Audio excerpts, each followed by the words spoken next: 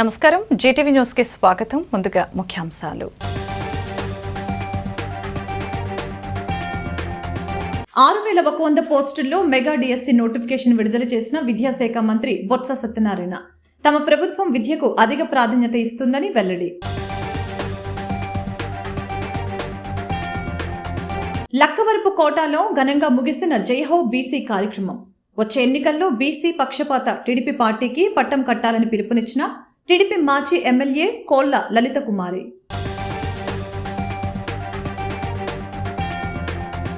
విశాఖ తూర్పులో అధికంగా ఉన్న యాదవులకి వచ్చే ఎన్నికల్లో అన్ని పార్టీలు టికెట్లు కేటాయించాలని కోరిన యాదవ సంఘం నాయకులు ఎంవివి సీటు కేటాయింపుపై వైసీపీ పునఃపరిశీలన చేసి ఆ సీటు యాదవులకు కేటాయించాలని డిమాండ్.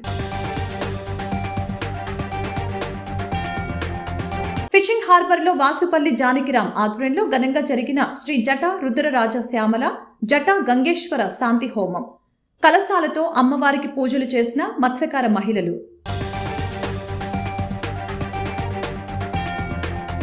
మెగా డిఎస్సి నోటిఫికేషన్ విద్యాశాఖ మంత్రి బొత్స సత్యనారాయణ అమరావతిలో విడుదల చేశారు. ఈ సందర్భంగా ఆయన మాట్లాడుతూ రాష్ట్ర వ్యాప్తంగా 2024 సంవత్సరానికి గాను 6100 పోస్టులతో మెగా డిఎస్సి నోటిఫికేషన్ విడుదల చేయడం జరిగిందని తెలిపారు. ఈ నెల 12వ తేదీ నుంచి డిఎస్సి ప్రక్రియ ప్రారంభమవుతుందని అన్నారు. 7 మేనేజ్మెంట్ల పరిధిలో 6100 పోస్టులతో డిఎస్సి ప్రకటిస్తున్నామని, ఏప్రిల్ 7తో ప్రక్రియ పూర్తవుతుందని తెలిపారు. SGT 2280, school assistants 2299, TGT 1264, PGT 215, principals 42 పోస్టులు కలిపి మొత్తంగా 6100 పోస్టులకి డిఎస్సి నిర్వహిస్తున్నామని స్పష్టం చేశారు. విద్య మా ప్రభుత్వ మొదటి ప్రాధాన్యత అంశమని, తమ ప్రభుత్వం ఈ 5 ఏళ్లలో 73,000 కోట్లు విద్యపై ఖర్చు చేసిందని వెల్లడించారు. ఈ విషయాలన్నీ కూడా వాళ్ళు చెప్తారు. ఇవన్నిటి కూడా ఇందులో ఏ జిల్లాకి ఎన్ని అనేవి కూడా మీకు అందరూ లిస్ట్ మీకు పంపిస్తాను. ఏవి ఎక్కడెక్కడ ఏ జిల్లాలో ఎస్జిటి పోస్ట్ లిస్ట్ చేస్తున్నాము, ఎన్ని చేస్తున్నాము, ఏ జిల్లాలో స్కూల్ అసిస్టెంట్స్ చేస్తున్నాము, ఏ జిల్లాలో అలాగే టీజీటీలు చేస్తున్నాము, ఏ జిల్లాలో నుంచి పీజీటీలు చేస్తున్నాము, అన్నింటిని కూడా ప్రిన్సిపల్స్ని ఎక్కడెక్కడ చేస్తున్నాము అన్ని డీటెయిల్స్ కూడా మీకు అన్నీ కూడా ఇవ్వడం జరుగుతుంది. ఈ 6100 పోస్టులు ఏవైతే చెప్పానో అందులో 2280 ఇది ఇస్తాను మీకు, మళ్ళీ ఇది ఇస్తాను మీకు. 80 పోస్టు వచ్చి ఎస్జిటి, ఎస్ఏ స్కూల్ అసిస్టెంట్ వచ్చి 2299, టీజీటీ వచ్చి 1264, పీజీటీ వచ్చి 215, ప్రిన్సిపల్ పోస్ట్ వచ్చి 42. మొత్తం కలిసి అన్నీ కలిపి 6100 ఇవన్నీ కలిపి ఇవన్నీ. టీజీటీ 1264, పీజీటీ 215, ప్రిన్సిపల్స్ 42, 42 ఇవన్నీ. వీటన్నిటికీ స్కూల్ అసిస్టెంట్స్ 2299, 2299.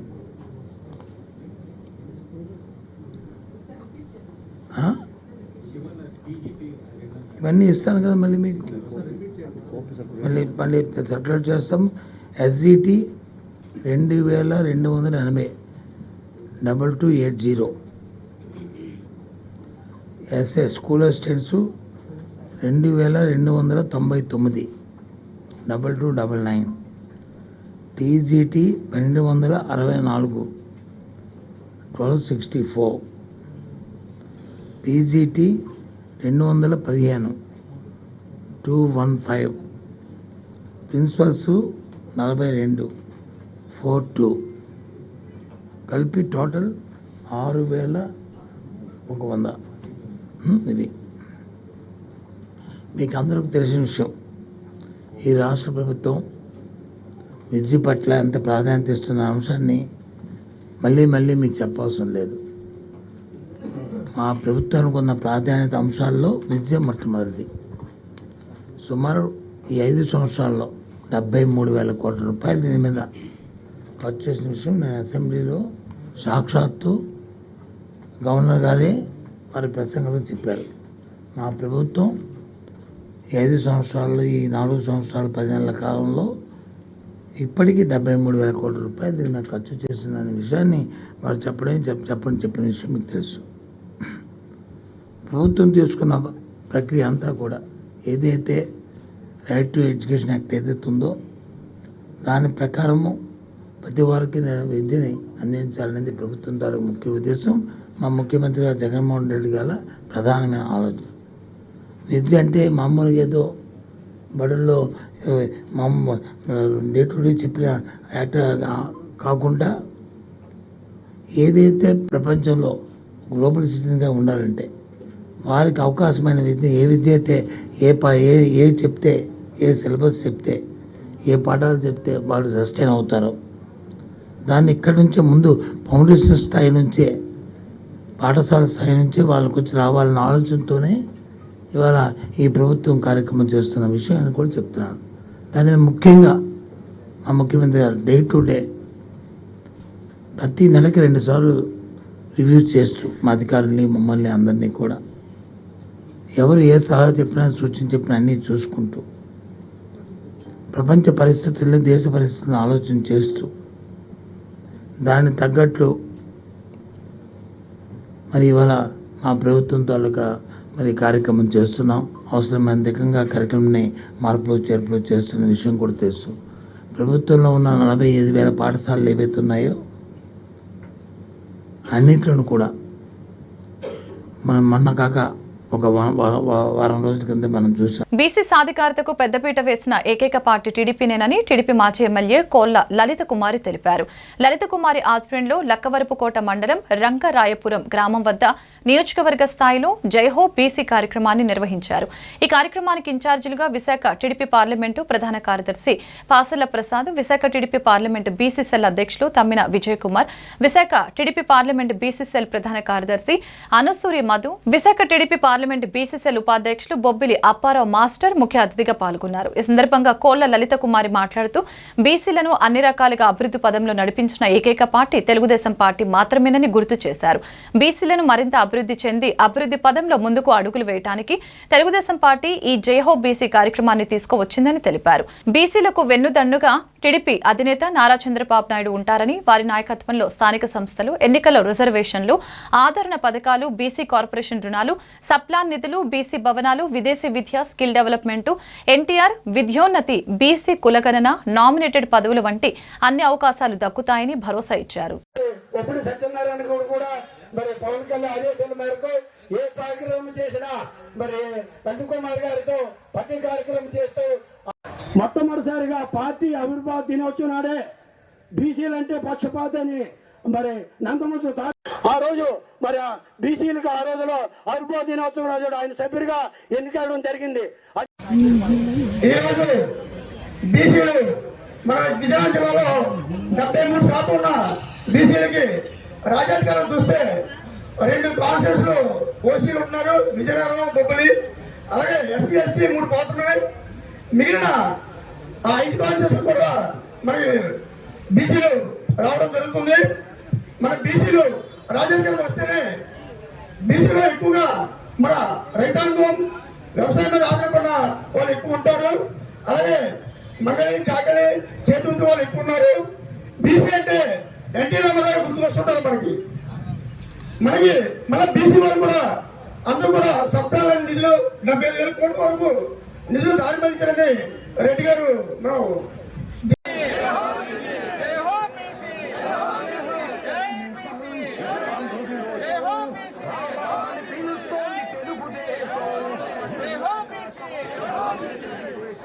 ఎలకోట మండలంలో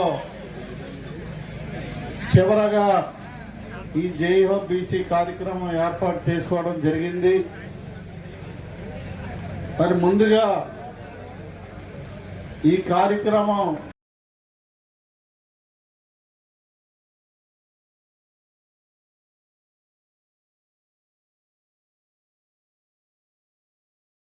పెన్షన్ మనం 2,000 చేసాం.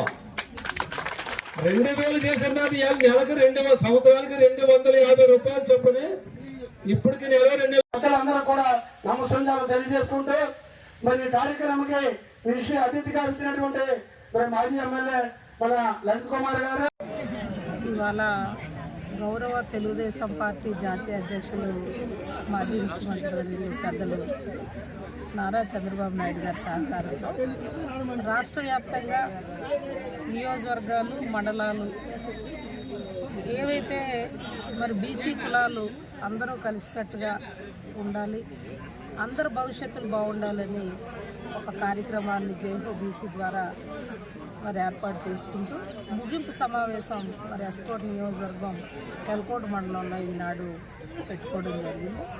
దానికి స్టేట్ నియోజకవర్గం పార్లమెంటు పరిధిలో ఉన్న బీసీ సోదరులు అందరూ కూడా మరి రావడం, అదే విధంగా మరి నియోజకవర్గ ఎల్కోట మండలంలో బీసీ కులాల్లో ఉన్న తెలుగుదేశం పార్టీ నాయకులు కార్యకర్తలతో పాటుగా ప్రజలు కూడా ఇవాళ మహిళలు స్వచ్ఛందంగా వచ్చి ఈ కార్యక్రమాల్లో పాల్పంచుకోవడం జరిగింది.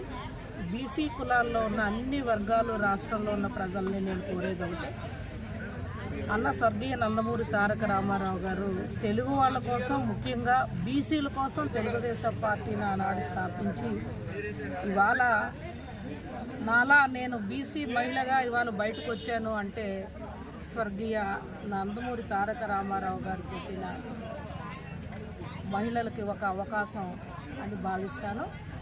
ఆ మహనీయుని యొక్క స్ఫూర్తితో గౌరవ చంద్రబాబు నాయుడు గారు కూడా ఆయన ముఖ్యమంత్రి వర్యులుగా ఉండేటప్పుడు బీసీలకి పెద్దపీట వేసి కార్పొరేషన్లు, విద్యార్థులకు విద్య, విదేశీ విద్య, ఏదైతే బీసీ బడ్జెట్, కాపు కార్పొరేషను, ఆదరణ పథకం, అన్ని వర్గాల ప్రజలకి బీసీల్లో ఉన్న వాళ్ళకి అనేక సంక్షేమ కార్యక్రమాలు ఆనాడు ఇవ్వడం, చేయూత అందించడం జరిగింది. మరి ఈనాటి ప్రభుత్వం ఈ 4 సంవత్సరాల 10 నెలల్లో బీసీలను నడిర్చింది. అందుచేత మా బీసీలంతా కూడా ఇవాళ ఏకమై మరలా గౌరవ చంద్రబాబు నాయుడు గారిని ముఖ్యమంత్రి వర్గంగా ఆశీర్వదించడం కోసం, మాలో ఒక చైతన్యాన్ని తీసుకురావడం కోసం ఈ కార్యక్రమాలు తప్పకుండా ఎన్నికల్లో 175కి 175 నియోజకవర్గ ఎమ్మెల్యేలుగా, 25 పార్లమెంట్ అభ్యర్థులకి 25 కూడా ఎంపీ అభ్యర్థులుగా ప్రజలందరూ కూడా ఆదరిస్తారు. తప్పకుండా మళ్ళా మా బీసీలకి గౌరవ చంద్రబాబు నాయుడు గారు, పవన్ కళ్యాణ్ గారి సహకారంతో రాష్ట్రంలో మరి చంద్రబాబు గారు ముఖ్యమంత్రి వర్యులుగా మళ్ళా మా బీసీల పూర్వవైభవానికి కృషి చేస్తారు. ఆ దిశగా 74 మంది బీసీలని పట్టం పెట్టుకుంది. 6,000 మంది పైన తప్పుడు కేసులు పెట్టారు. శ్రీకాకుళం జిల్లా మొదలు పెట్టుకొని బీసీ నాయకులు చంద్రబాబు నాయుడు గారు కూడా భవిష్యత్తు బీసీ చట్టాన్ని, మన అంబేద్కర్ గారు మహనీయుడు రాసిన రాజ్యాంగంలో ఉన్న అంశాలని చట్టం చేసి ఆదుకుంటామని ఆయన ఇప్పటికే ప్రకటించడం జరిగింది. యాదవులు అధిక శాతం ఉన్న విశాఖ తూర్పు నియోజకవర్గంలో వచ్చే అసెంబ్లీ ఎన్నికల్లో రాజకీయ పార్టీలు యాదవులకే సీట్లు కేటాయించాలని తోటా గరువు యాదవ సంఘం అధ్యక్షులు ఒమ్మి చిన్నారావు కోరారు. ఈ సందర్భంగా తోటా గరువులో ఏర్పాటు చేసిన మీడియా సమావేశంలో పాల్గొని ఆయన మాట్లాడారు.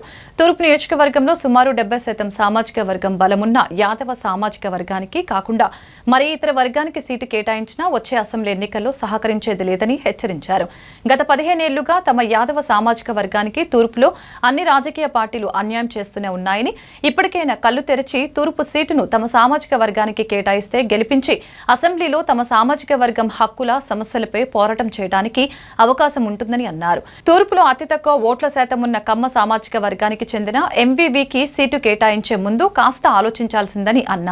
గత ఎలక్షన్లో అతి తక్కువ ఓట్లతో ఓడిపోయిన అక్కరమాని విజయ నిర్మలను కాదని కొంతమంది తమ సామాజిక వర్గానికి చెందిన నాయకుల మాటని విని ఎంవీవీకి సీటు కేటాయించడంపై ఆయన మండిపడ్డారు. ఈ కార్యక్రమంలో కొల్లి వెంకటరమణ, మొల్లి జగ్గారావు, మన్యాల వెంకటరమణ, సర్వసిద్ధి వెంకట్రావు పాల్గొన్నారు.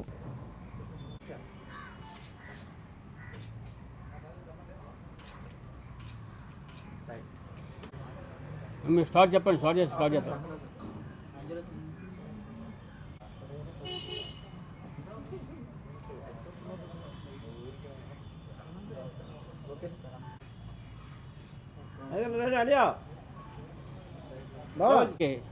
నా హృదయపూర్వక నమస్కారం తెలియజేసుకుంటూ, నా పేరు వమ్మి చిన్నారావు.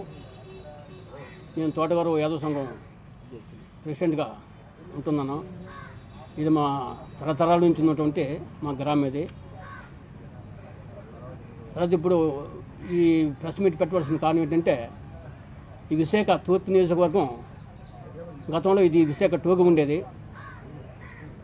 ఈ నియోజకవర్గం నుంచి ఈ యాదవులు ప్రాతినిధ్యం వహించారు.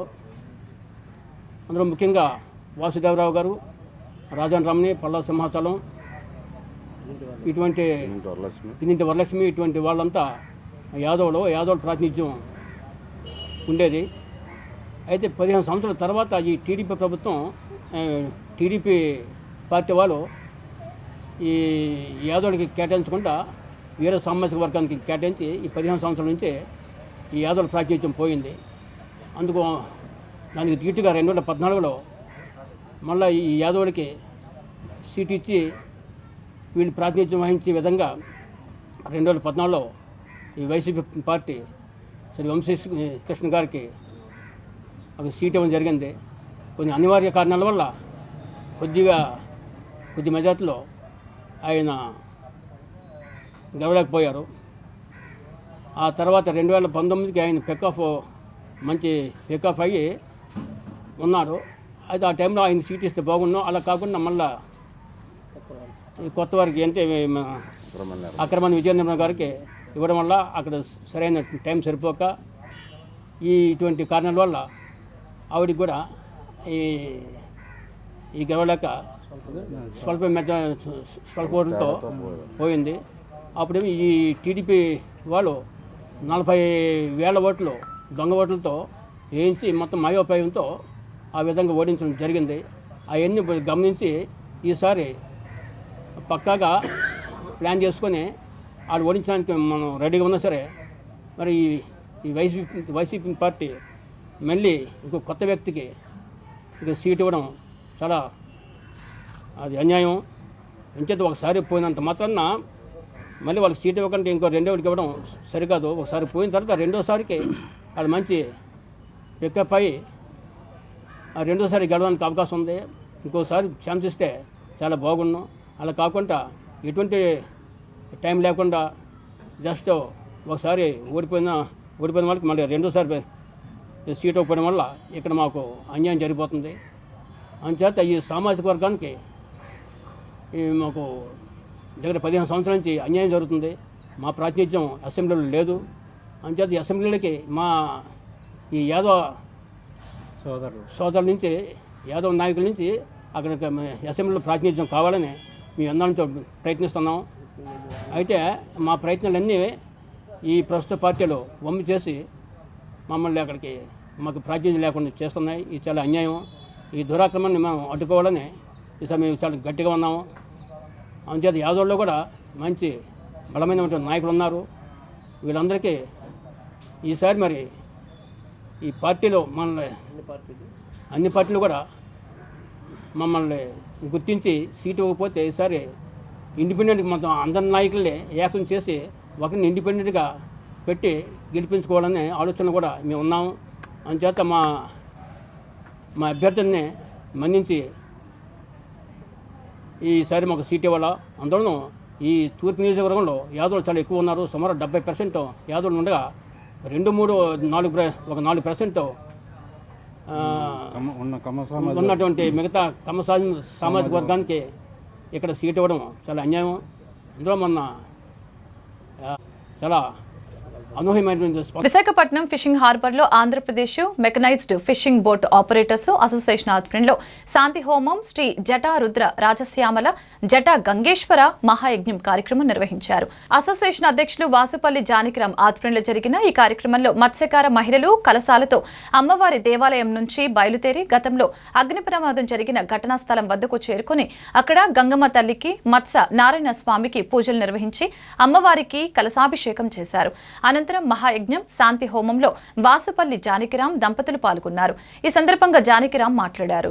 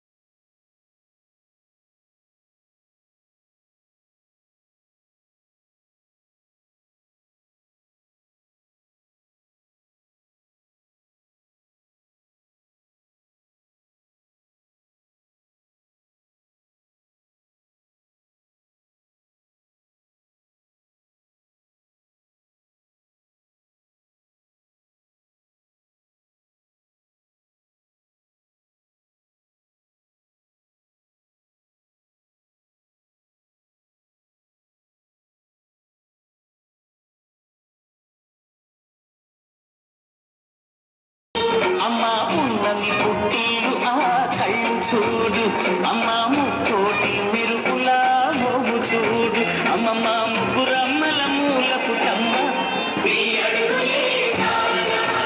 నేలే ఓంకార రూపమమ్మ తల్లి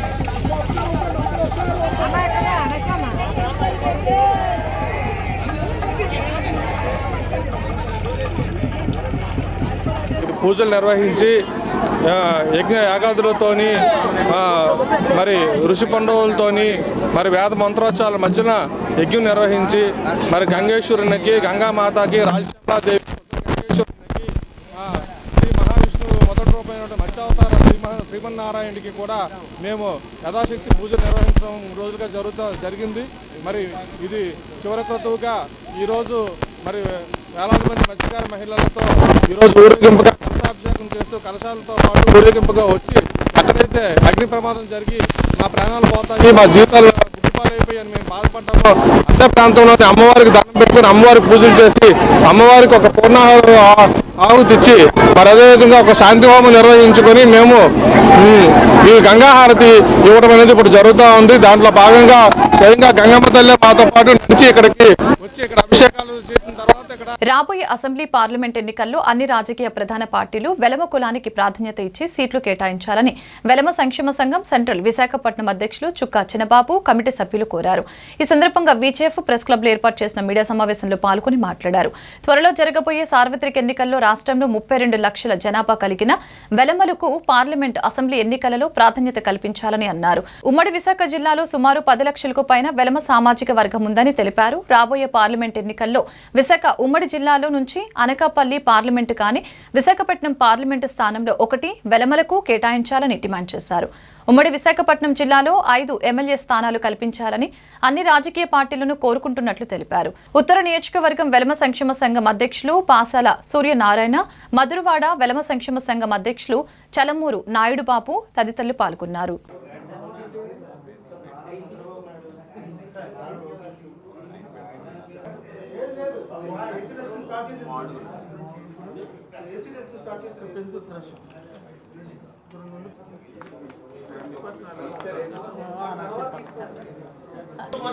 ఏ పార్టీ అయితే కేటాయించకపోతే ఆ పార్టీ తగు మూల్యం చెల్లిస్తుంటుందని ఈ వేదిక ప్రకారంగా అన్ని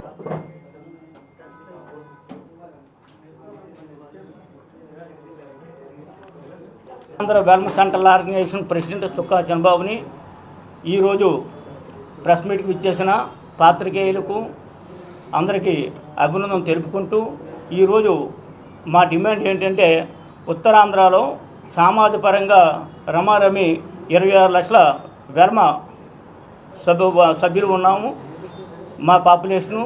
దాని ప్రకారంగా దామాషా ప్రకారంగా మాకు రాబోయే సార్వత్రిక ఎన్నికల్లో పార్లమెంట్ అసెంబ్లీ జరుగుతున్న ఎన్నికల్లో మాకు తగిన ప్రాతినిధ్యం కల్పించాలని మేము సెంట్రల్ ఆర్గనైజేషన్ ప్రెసిడెంట్గా కమిటీ తరఫున మేము డిమాండ్ చేస్తున్నాం. రమారమి 27 లక్షల మంది ఉన్నారు కాబట్టి ఉమ్మడి విశాఖపట్నం జిల్లాలోని 6 సీట్లు మేము డిమాండ్ చేస్తున్నాం. ఎందుకంటే ఇంతకుముందు కూడా మా సామాజిక వర్గం నుంచే ఆ సీట్లు కేటాయించడం అయింది. అంచేత అదేవిధంగా ఉమ్మడి విశాఖపట్నం జిల్లాలో విశాఖ ఉత్తరం, విశాఖ దక్షిణం, పెందుర్తి, నర్సీపట్నం, మాడుగుల, చోడవరం ఇంతకుముందు మా సామాజిక పరంగా ఇంతకుముందు శాసనసభ్యులుగా పనిచేశారు. మా సామాజిక ప్రకారంగా కంటెస్ట్ చేశారు. ఇప్పుడు కూడా మా సమాజానికి ప్రాతినిధ్యం అక్కడ ఉన్నది కాబట్టి ఆ సీట్లు 6 కూడా మాకు కేటాయించాలని మా డిమాండు.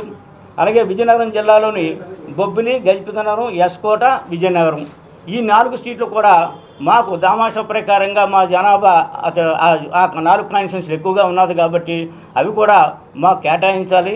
అలాగే శ్రీకాకుళం జిల్లాలో నరసన్నపేట, శ్రీకాకుళం, టెక్కలి ఇవి ఎప్పుడు కూడా మా సామాజిక పరంగా మా వాళ్ళే అక్కడ ఎన్నికవుతూ ఉన్నారు, కంటెస్ట్ చేస్తున్నారు.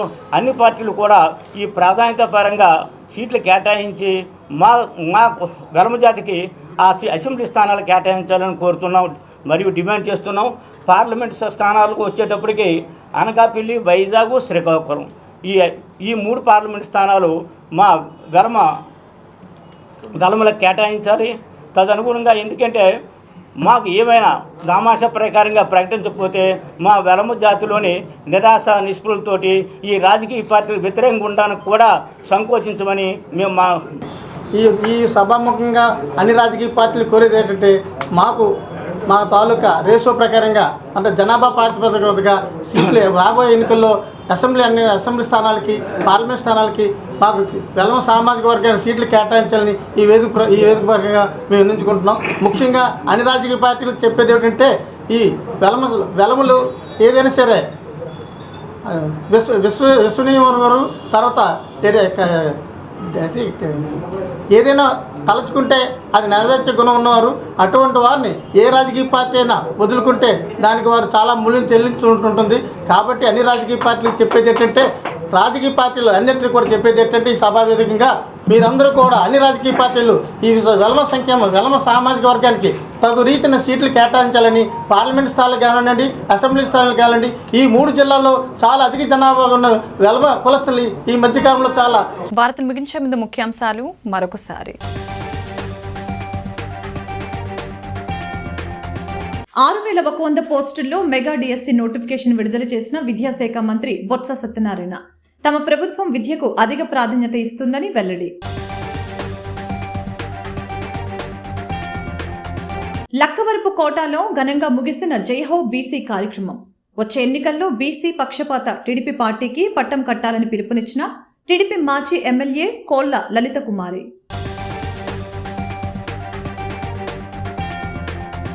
విశాఖ తూర్పులో అధికంగా ఉన్న యాదవులకి వచ్చే ఎన్నికల్లో అన్ని పార్టీలు టికెట్లు కేటాయించాలని కోరిన యాదవ సంఘం నాయకులు ఎంవివి సీటు కేటాయింపుపై వైసీపీ పునఃపరిశీలన చేసి ఆ సీటు యాదవులకు కేటాయించాలని డిమాండ్. ఫిషింగ్ హార్బర్లో వాసుపల్లి జానకిరాం ఆధ్వర్యంలో ఘనంగా జరిగిన శ్రీ జట రుద్రరాజ శ్యామల జట గంగేశ్వర శాంతి హోమం. కలశాలతో అమ్మవారికి పూజలు చేసిన మత్స్యకార మహిళలు. ఈ వార్తలు ఇంతటితో సమాప్తం. మరొక బులెటిన్లో మళ్ళీ కలుద్దాం. నమస్కారం.